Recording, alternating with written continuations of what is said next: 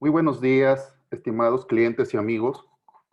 A nombre de los socios de Rosset Bedford, queremos agradecer su participación en este webinar denominado Panorama Económico COVID-19, en donde abordaremos temas relevantes como son el análisis de los indicadores económicos, el entorno económico global, así como el financiamiento y la nueva limitante para la deducción de intereses. Sin más preámbulo, le cedo la palabra a nuestra socia Xóchitl Contreras, quien iniciará con este webinar. ¿Qué tal? Muy buenos días a todos y gracias por acompañarnos en este primer webinar de una serie de diferentes tópicos que estaremos planteando para ustedes, que consideramos que sobre todo en este entorno en el que estamos actualmente viviendo, un entorno insólito, un entorno sin precedentes, es necesario abordar estos temas para estar preparados y tener sobre todo las herramientas necesarias para la toma de decisiones. La mayoría de nosotros fuimos tomados por sorpresa por este evento y ahora es importante saber cómo reaccionar. Pero el primer punto para eso es tener los indicadores económicos claros que nos permitan entender la situación actual sobre la cual estamos viviendo y en su caso poder tomar a tiempo las medidas que sean necesarias y las decisiones que nos permitan adaptarnos a esta realidad que sin lugar a dudas rompe paradigmas. Esto, como decíamos, es algo que nunca antes habíamos visto, es algo que ha quedado fuera del esquema de previsión de economistas, analistas, financieros y demás, porque pues es un tema que no necesariamente está relacionado con el aspecto económico, sino que es un tema que está relacionado con una configuración social que ahora está sufriendo cambios importantes.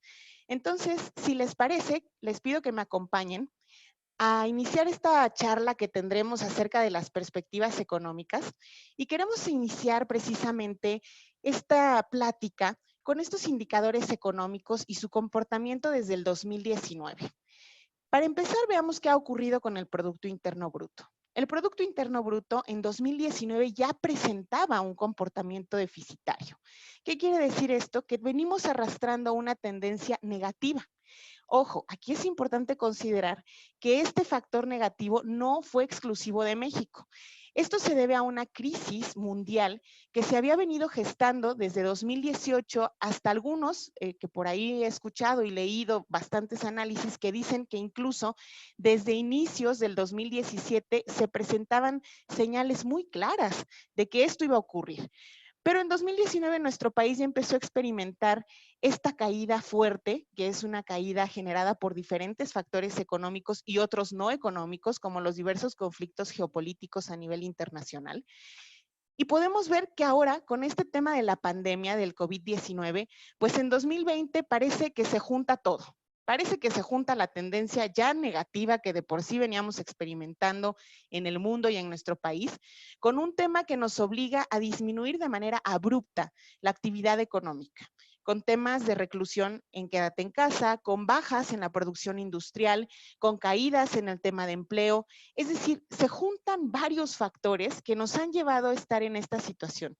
Al primer trimestre del 2020, el Producto Interno Bruto experimentó un comportamiento también negativo del 2.4%. Al primer trimestre del 2019 podríamos decir que nuestro país todavía no entraba en estas fases del COVID-19, sin embargo el mundo ya estaba en ellas. Es por eso que se experimentó también esta caída fuerte. Pero lo peor pareciera que aún está por venir, porque si vemos la expectativa que tenemos para el cierre del 2020, podemos ver que el Producto Interno de nuestro país estará por debajo del 6%. Esto tampoco es exclusivo de nuestro país. Más adelante les hemos preparado también una diapositiva donde vamos a poder observar con claridad qué están estimando los otros países en tema de Producto Interno Bruto. Y este indicador es particularmente importante porque nos ayuda a medir la actividad económica en su conjunto de un país. Es decir, nos permite delimitar qué tanto un país va a crecer y por lo tanto qué tan dinámica puede ser la economía durante un periodo cierto. Es por eso que el cierre del 2020 se estima lleno de retos, se estima lleno de incertidumbre y como comentábamos, no atribuible solamente a factores económicos, sino a factores sociales, a factores de heterogeneidades muy vastas y aquello pues es importante tenerlo en cuenta. ¿Qué pasa para 2021? Pareciera que el panorama se aclara. de una forma abrupta, de una forma abismal, porque de estar en menos 6%, la previsión que hace el Fondo Monetario Internacional, Banjico y el INEGI, que coinciden en este indicador, es que el país estaría creciendo a tasas del 3%. ¿Qué quiere decir esto? Que pareciera que lo peor o el periodo más oscuro en términos del Producto Interno Bruto para nuestra economía y en general para la de todos los países del mundo será lo que viene de 2020. El siguiente periodo que, como decíamos, estará lleno de diferentes factores que no nos habíamos puesto a pensar antes, factores a los que no nos habíamos enfrentado, pero pareciera que 2021 va a ser un año mejor, por lo menos en términos de Producto Interno Bruto. Aquí el reto está en saber cómo.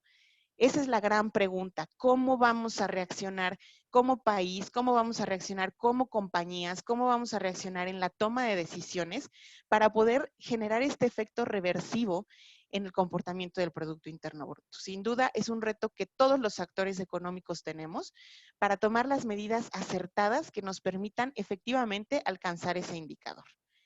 ¿Qué pasa con la inflación?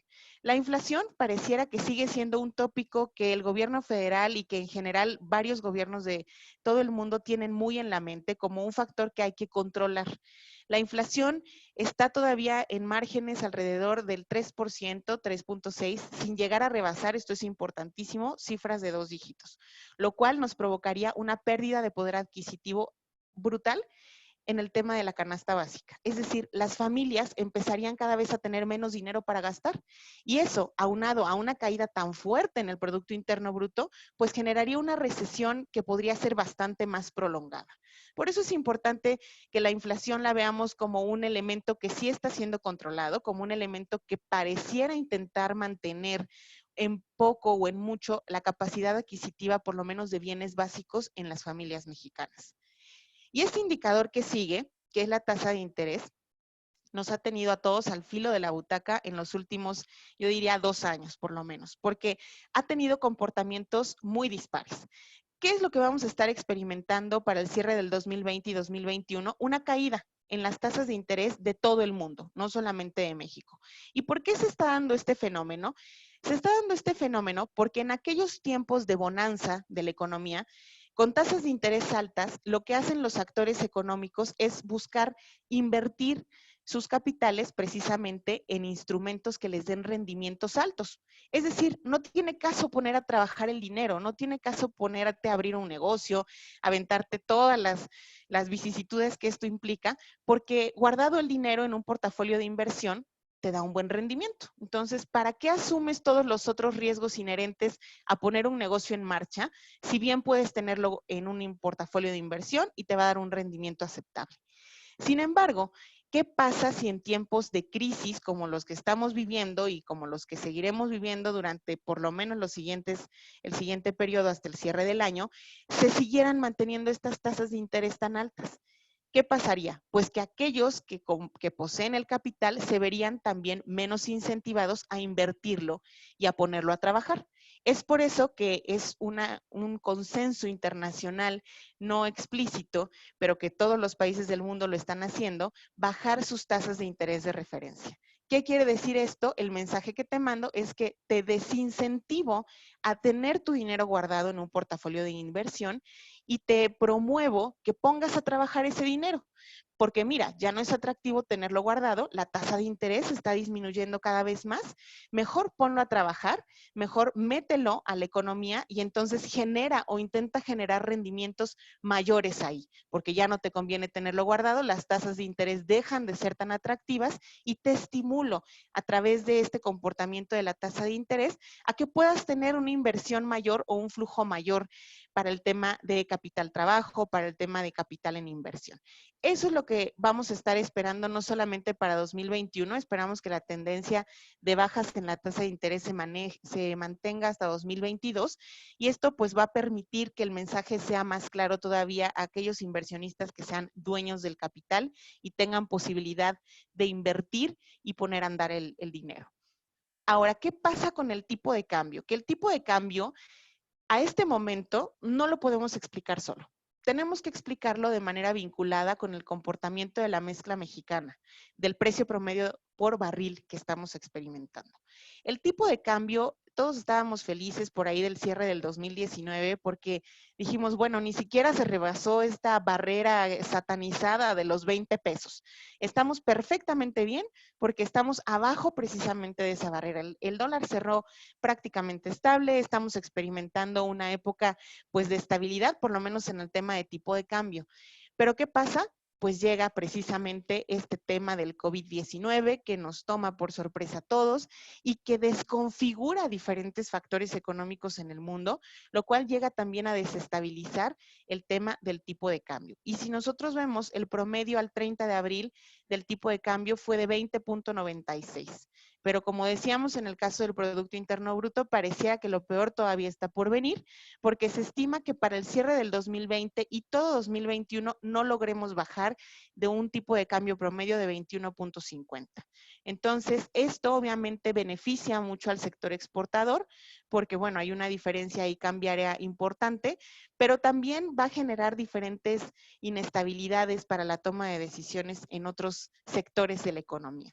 Y pues el tema de la mezcla mexicana, que decíamos no lo podemos ver por separado, también ha experimentado una caída brutal, o sea, precios históricamente bajos que está experimentando la mezcla mexicana, pero también aquí importante, no solo es la mezcla mexicana, esto lo vamos a explicar en un par de diapositivas más adelante a detalle, pero esto viene de un conflicto originado por la OPEP, un conflicto que se originó y se gestó en las entrañas de aquellos que dominan el tema de la distribución y producción mundial del petróleo. Entonces, vamos a ver más adelante qué es lo que está ocurriendo con esto, pero bueno, yo creo que ahora que hemos platicado estos indicadores económicos, por supuesto hay muchos más, por supuesto podemos pasarnos aquí toda la mañana y todo el día discutiendo acerca de los indicadores económicos, pero hay muchos temas en los cuales queremos profundizar que creemos importantes. Y después de haber platicado estos que son los principales, quisiéramos preguntarles a ustedes y aquí les pedimos su apoyo para que nos ayuden votando, por favor, en esta pregunta. ¿Cómo estiman ustedes el clima de negocios en nuestro país en los próximos 6 meses? ¿Ustedes creen que el clima de negocios mejorará? ¿Que el clima de negocios va a permanecer igual? ¿O que el clima de negocios va a empeorar en los siguientes 6 meses? Por favor, ayúdennos con sus votaciones.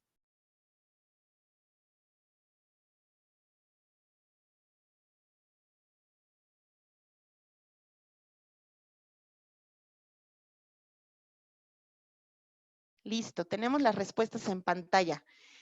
La mayoría de todos los que estamos participando en este webinar pensamos que el clima de negocios para los siguientes 6 meses empeorará. Pero por ahí hay también personas optimistas que piensan que el clima de negocios puede mejorar, que donde hay crisis hay oportunidad y que por lo tanto pues puede ser un buen momento para tomar algún tipo de decisión que permita una mejora en la economía. Yo les quiero presentar ahora este dato, que es el dato, digamos, oficial, es una encuesta que realiza el Banco de México y que la elabora tomando en cuenta un muestreo de especialistas en economía en sector privado. ¿Qué quiere decir eso? Personas que toman decisiones en sus compañías. No necesariamente los dueños de las compañías, sino personas que están en algún puesto de decisión que pueden llegar a tomar precisamente este tipo de cambios de rumbo. Y se les preguntó exactamente lo mismo que a ustedes, ¿cómo ven el clima de negocios en los próximos 6 meses? Y el 94%, aquí fue todavía más abrumador el resultado, piensa que el clima de negocios en los próximos 6 meses empeorará y empatados con el 3%, aquellos que creen que el clima de negocios va a mejorar y los que opinan que permanecerá igual. Lo cierto es que esto se traduce en la siguiente gráfica, donde vemos que prácticamente todos consideran que la coyuntura actual no es un buen momento para realizar inversiones y solamente el 3% no está seguro. Por ahí en encuestas pasadas hemos visto aquella barrita donde se indica que es un buen momento. Bueno, aquí esa barrita está desaparecida, no existe. Pareciera que nadie de los encuestados con este perfil considera o invertiría en este momento en nuestro país. Cuando hicimos la pregunta específica de cómo veían estos encuestados, cuáles eran las condiciones que estaban supeditando estos comportamientos, pues la mayoría de ellos consideró que eran temas externos, condiciones externas de mercado que permitían o que impedían básicamente que se realizaran inversiones en nuestro país. Pero cierto es que varios de ellos también dijeron que condiciones internas como temas respecto a la incertidumbre sobre la situación económica, respecto también a la debilidad del mercado interno y sobre todo incertidumbre respecto a la política interna que nuestro gobierno pudiera tomar, son los que impiden que se realicen inversiones en nuestro país actualmente. Y ahora, pues bueno, les queremos platicar cómo está afectando, pues ya vimos que las condiciones externas son importantes para limitar todo este tema de la inversión, pues entonces vamos a ver en este entorno económico global cómo se está impactando directamente a México y qué está ocurriendo con nuestro país.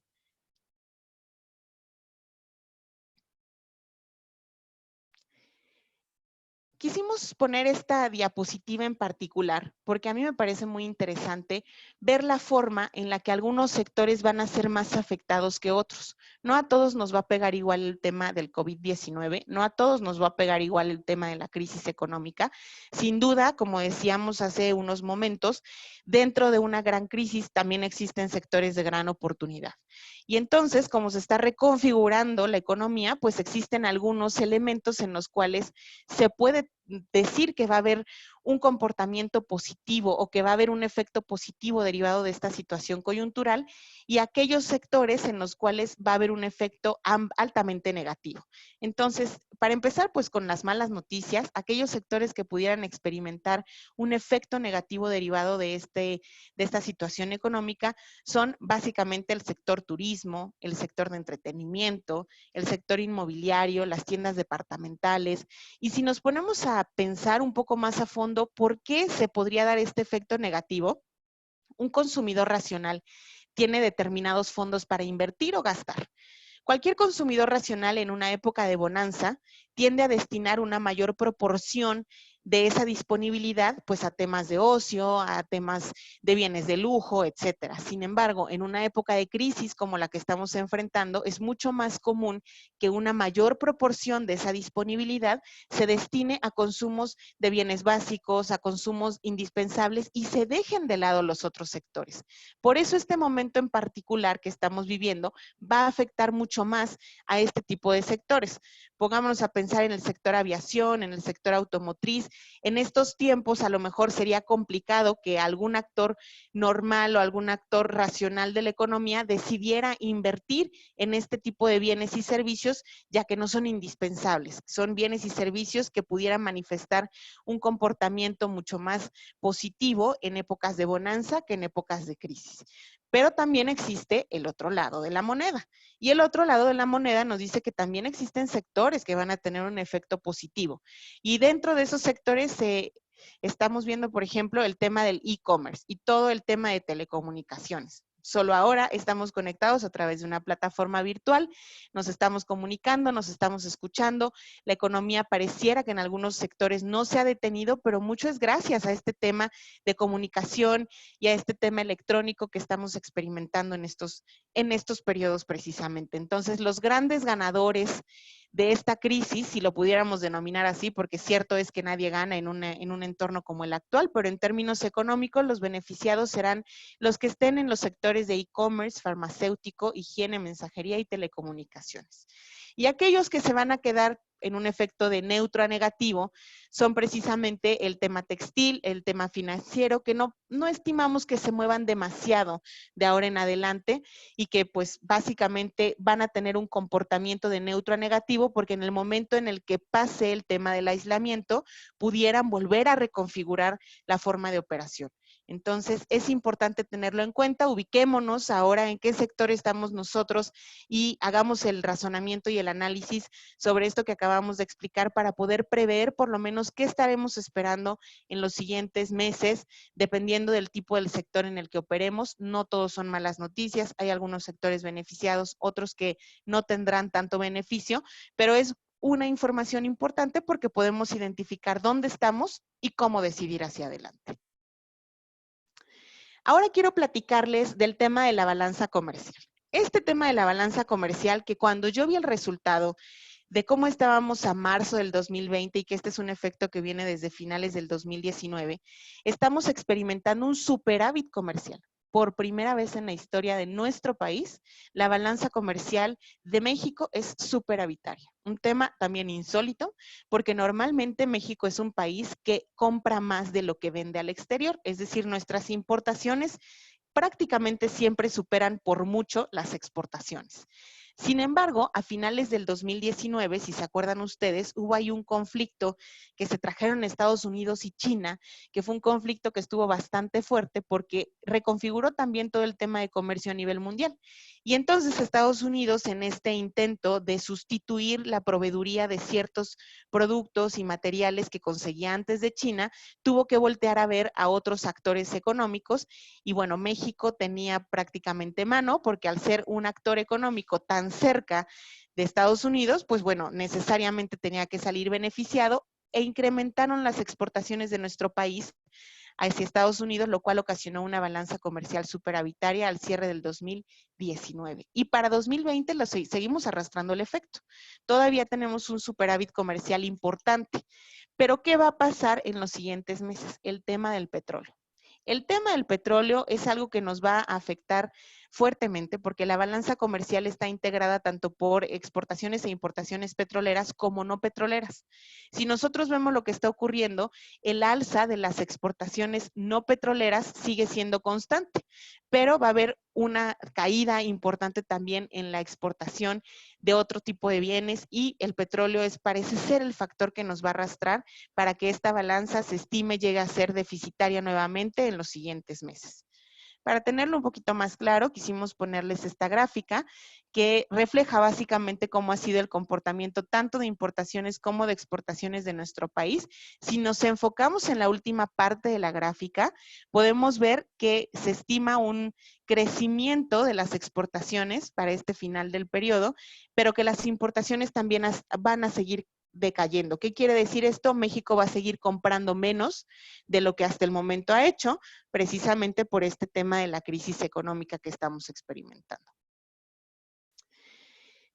Profundizando un poco más en el tema de la tasa de interés, quisimos poner estas dos gráficas que ustedes ven del lado izquierdo de sus pantallas, porque el comportamiento es tan similar, la tendencia es tan clara.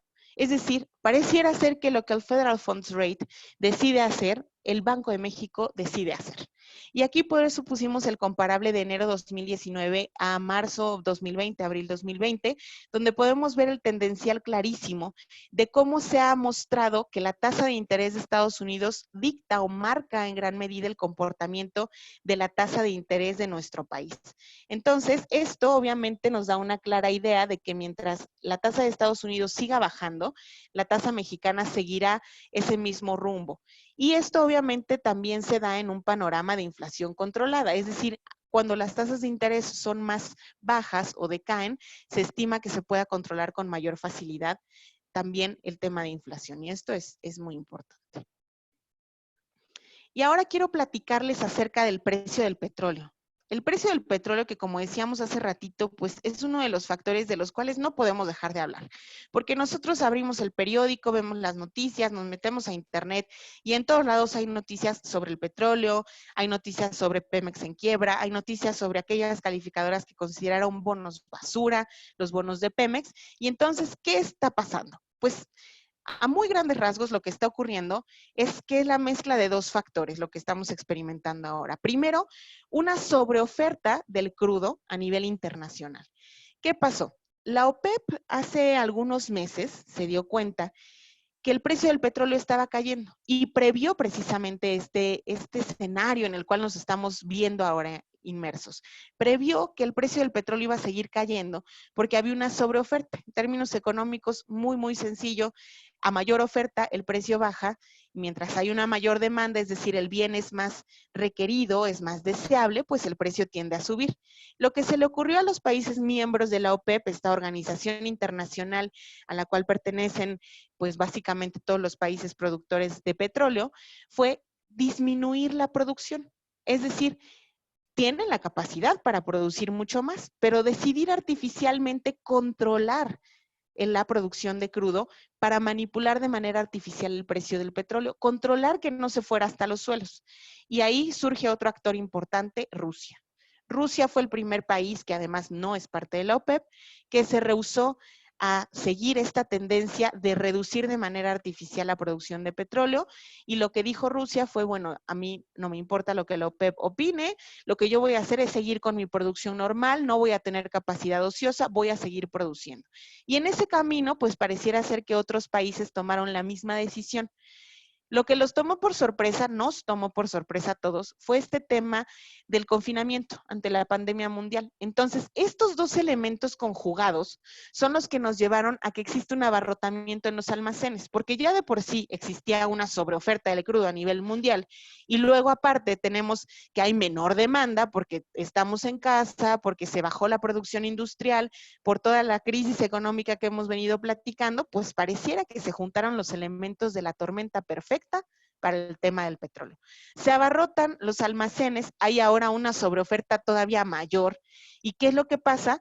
Pues que obviamente todas las mezclas empiezan a caer. Los precios del petróleo empiezan a disminuir, y lo que empieza a pasar pues es que ahora tenemos una problemática interesante también sin precedentes, en las cuales antes el petróleo, que era el bien más deseable, ahora existe en abundancia, no solamente en tema de mezcla mexicana, sino en muchos otros, y ahora pareciera ser que los productores tienen que pagar para que les vacíen sus almacenes. Esto es un tema insólito también, otro elemento que ha estado pues muy discutido recientemente.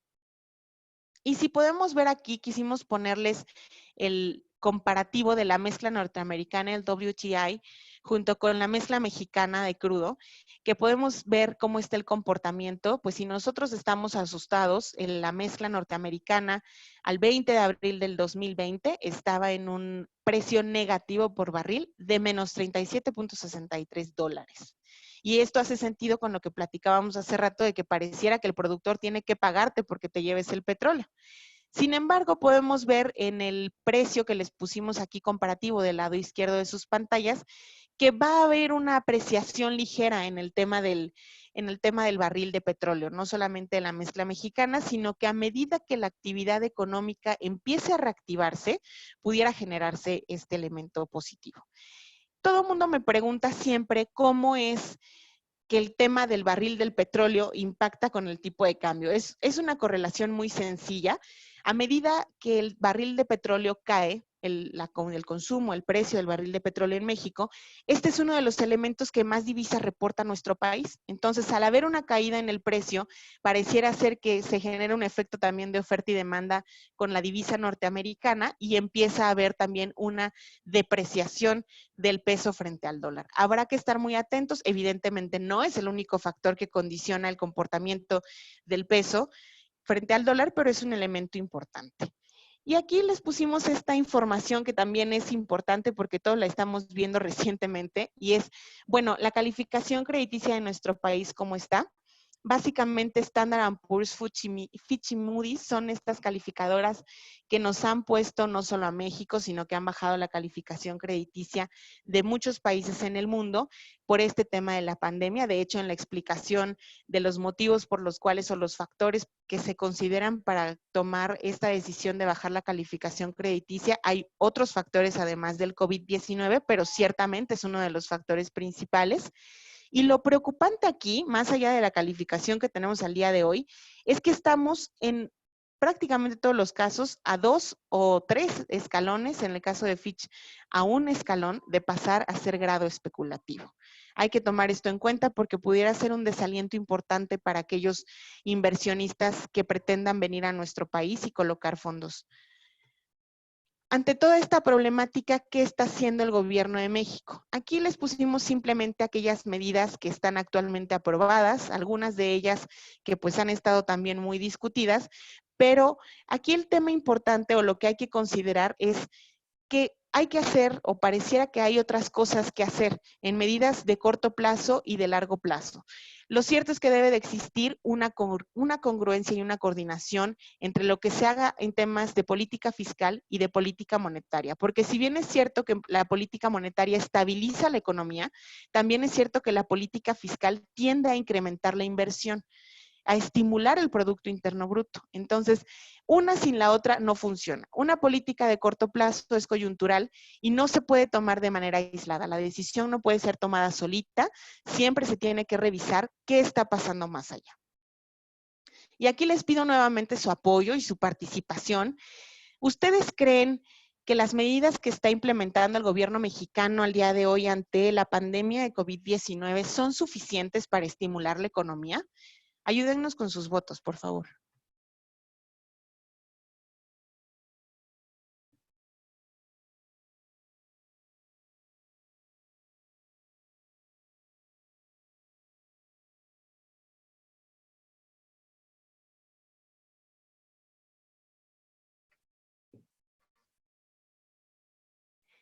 Listo.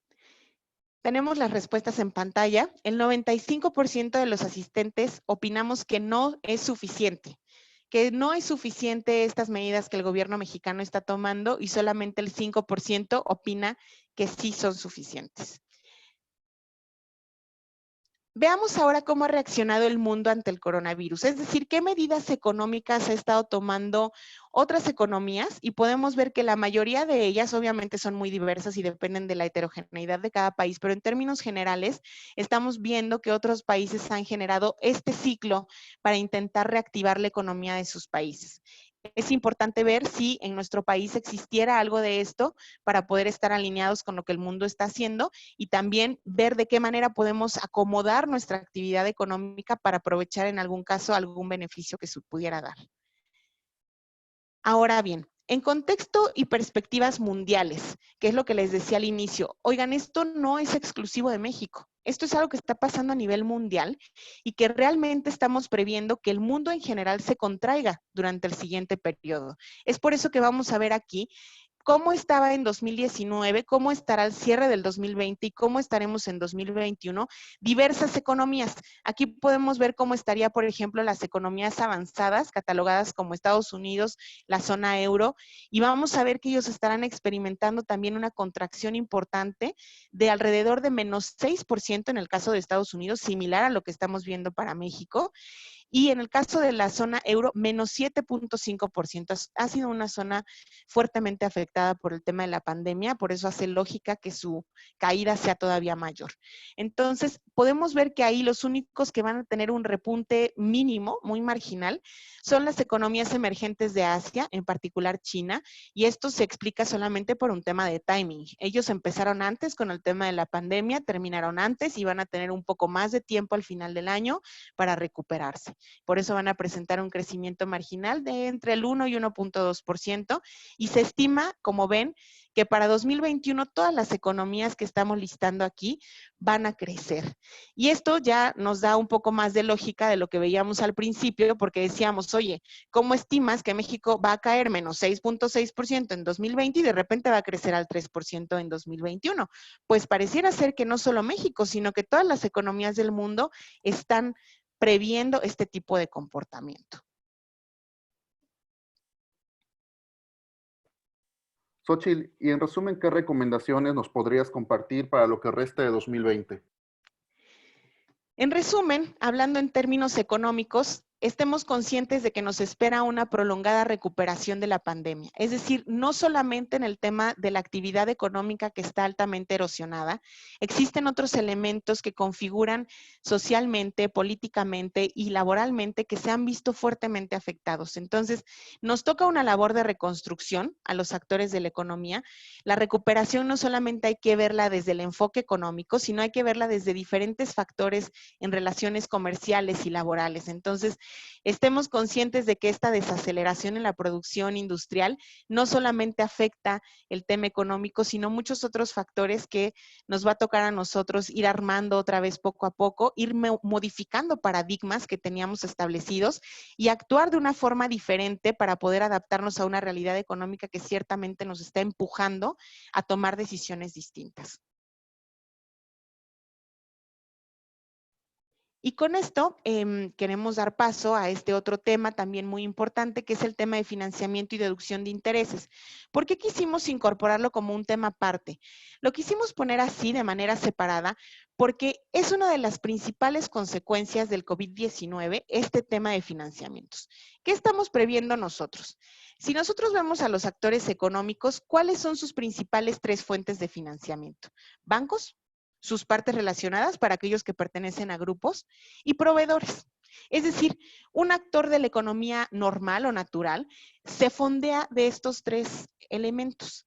Cuando nos pusimos a investigar qué tanto van a afectar o qué tanto van a ser recurrentes el uso de los financiamientos hacia estas tres fuentes, notamos algo preocupante. El 74% de las fuentes de financiamiento que van a tomar los actores de la economía va a ser el tema de proveedores. ¿Qué quiere decir esto? Muchos de los actores de la economía van a empezar a retrasar pagos con los proveedores que ya tienen. El resto se va a dividir entre el tema de bancos y partes relacionadas. Aquí no se trata de decir quién va a tomar el financiamiento. De los estudios que se han hecho por economistas y financieros, se ha determinado que el 96% de la población mundial va a tener que acceder a fuentes de financiamiento para solventar o tratar de salir a flote con el tema del COVID-19. Aquí lo que decíamos es importante prever que gran parte de este financiamiento va a estar enfocado en el tema de proveedores. Y entonces, para aquellos que seamos proveedores de muchas compañías, debemos estar muy preparados porque seguramente vamos a tener un retraso en el tema de pagos y esto va a afectar los flujos, que es el gran tema aquí, el flujo. Aquí es importante que aquellos préstamos que ya se tengan pactados tanto con bancos como con intercompañías sean renegociados. ¿Y por qué deben de ser renegociados? Porque va a haber fluctuaciones importantes en diferentes elementos que van a obligarnos a tener que renegociar. Por ejemplo, tasas de interés, monedas, plazos, garantías. Si tenemos algún préstamo que pactamos, por decir un ejemplo, con alguna parte relacionada de nuestro grupo, por ahí del 2016, a lo mejor la tasa de interés que pactamos en aquel momento era valor de mercado, estaba bien, era una tasa que perfectamente cumplía los requisitos. Sin embargo, si ese préstamo sigue estando vigente al día de hoy, es necesario e indispensable revisar esa tasa de interés, porque no podemos seguir pagando una tasa de interés que era válida hace tantos años, cuando ahora la realidad económica nos dice que va a ser totalmente distinto. Entonces, la sugerencia aquí es acérquense con sus asesores, verifiquen que las tasas de interés, las monedas y los plazos estén alineados con la nueva realidad económica que estamos viendo y en caso de necesitar una renegociación, sugiéranla, es necesario hacerlo. Y ahora, con este tema ya un poco más avanzado, le quiero ceder la palabra a nuestro socio Óscar Heredia, que es experto en materia fiscal y que nos va a platicar las implicaciones que tiene este tema de financiamiento justamente en la parte fiscal y, por supuesto, qué sucede con las deducciones. Muchas gracias, Xochitl. En primer lugar, quiero comentarles que en la ley del impuesto sobre la renta existe la posibilidad de solicitar una disminución o reducción del impuesto a partir de julio y hasta el mes de diciembre del 2020. Es decir, que se pague menos impuesto o incluso que no se pague. Esto no es una opción nueva, siempre ha estado en las disposiciones fiscales. Lo importante es que la conozcan todos ustedes y puedan aprovecharlo en esta temporada que estamos viviendo. ¿Cómo se puede aprovechar? Lo anterior, siempre que se proyecte que el factor que estoy aplicando en mis pagos mensuales de los impuestos será superior al factor del cierre del ejercicio, lo cual puede resultar de una disminución de los ingresos. Por lo anterior, y dada la actual recesión económica que estamos pasando, es importante conocer cuáles son los efectos fiscales más relevantes que se deben considerar en el proyectado del cálculo anual al cierre del ejercicio, como es la nueva limitante para la deducción de intereses. Lo anterior nos permitirá estimar correctamente el impuesto anual de 2020 para definir si puedo o no solicitar una disminución de pagos de impuestos. Entrando en materia, recordemos que a partir del 2020 se incluye una nueva limitante para deducir los intereses netos del ejercicio, la cual no podrá ser superior al 30% de la utilidad fiscal ajustada. Cabe mencionar que los primeros 20 millones de intereses derivados de deudas serán deducibles, es decir, no les aplicará esta nueva limitante. También es importante señalar que esta limitante aplica sin importar si la deuda es nacional, extranjera, de partes relacionadas o no relacionadas, es decir, aplica a todas las deudas. Por ejemplo, si tengo un préstamo bancario, me aplicaría esta nueva limitante para deducir intereses cuando esto exceda de 20 millones de pesos. Ahora bien, también esta limitante aplica a los intereses deducibles a partir del 2020. Es decir, no importa que yo tenga un crédito o una deuda de años anteriores. También les aplicaría siempre y cuando los intereses se devenguen en este 2020. Veamos cómo se determina esta nueva limitante para deducir los intereses. Primeramente, tenemos que partir de una utilidad fiscal. En este ejemplo son 754 millones. Le tenemos que disminuir los intereses devengados por 185 y la depreciación fiscal por 248, lo cual nos daría como resultado una utilidad fiscal ajustada de 321 millones. Recordemos que el límite que tengo que optar para deducción de intereses es hasta un 30%. Por consiguiente, mi límite para deducir los intereses de este ejemplo sería hasta 96 millones. Esto es, hasta 96 millones puedo deducir de los intereses netos. Vamos a la próxima página, por favor. Veamos primero determinar los ingresos netos del ejercicio. Vamos a restar de los intereses devengados por 185 millones, los intereses acumulables por 42 millones y los intereses exentos por 20 millones que comentábamos anteriormente, que nos daría como resultado intereses netos del ejercicio por 123 millones. Recordemos que el límite que determinamos en la página anterior eran de 96 millones, es decir, 96 millones son deducibles, pero como esta compañía tenía 123 millones, dejará de deducir en este ejercicio 27 millones de pesos. Sin embargo, este remanente de 27 millones de pesos lo podrá deducir en los próximos 10 años, siempre que se incremente los intereses netos del ejercicio. Ahora bien, para estos efectos, se debe de llevar un registro y se debe llevar un control adecuado como si fuesen las pérdidas fiscales por amortizar. Esta limitante no aplica a ciertas deudas, como las vamos a señalar en la siguiente lámina. Son las contraídas por obras de infraestructura pública, construcciones, incluyendo terrenos ubicados en territorio nacional, proyectos de exploración, extracción, transporte, almacenamiento o distribución del petróleo, de hidrocarburos sólidos, líquidos o gaseosos, así como para la generación, transmisión o almacenamiento de electricidad o agua. Tampoco aplica para inversiones destinadas a deuda pública, empresas productivas del Estado y sistemas financieros. Cabe mencionar que esta limitante tampoco aplica cuando los intereses no deducibles sean superior a la capitalización delgada, la cual consiste, en términos generales, en limitar el interés deducible cuando las deudas con residentes en el extranjero exceden en 3 veces el monto de capital contable. Hasta aquí son los aspectos más relevantes de esta nueva limitante de intereses vigente a partir del 2020. Sin embargo, es necesario analizar otros efectos fiscales en materia de apalancamiento, como son los créditos respaldados, operaciones financieras derivadas, si es que tenemos contratados algún contrato para el tema de cambio, de tipo de cambio, o retención de impuesto sobre la renta aplicable a los intereses pagados a residentes en el extranjero.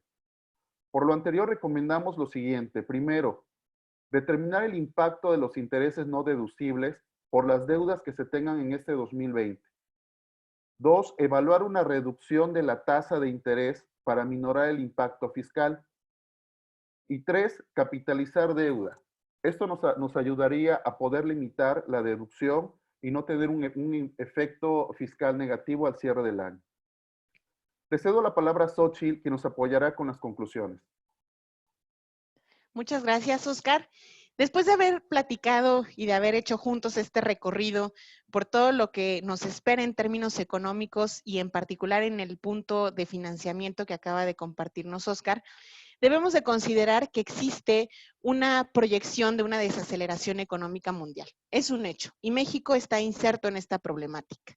Aquí quisiera hacer un paréntesis y mencionarles que todos los ciclos económicos son repetitivos y son inevitables. Siempre tienen esas dos características. Por más que medidas que se tomen, es imposible detener la afluencia de un ciclo económico. Por lo tanto, actualmente estamos en un periodo de crisis.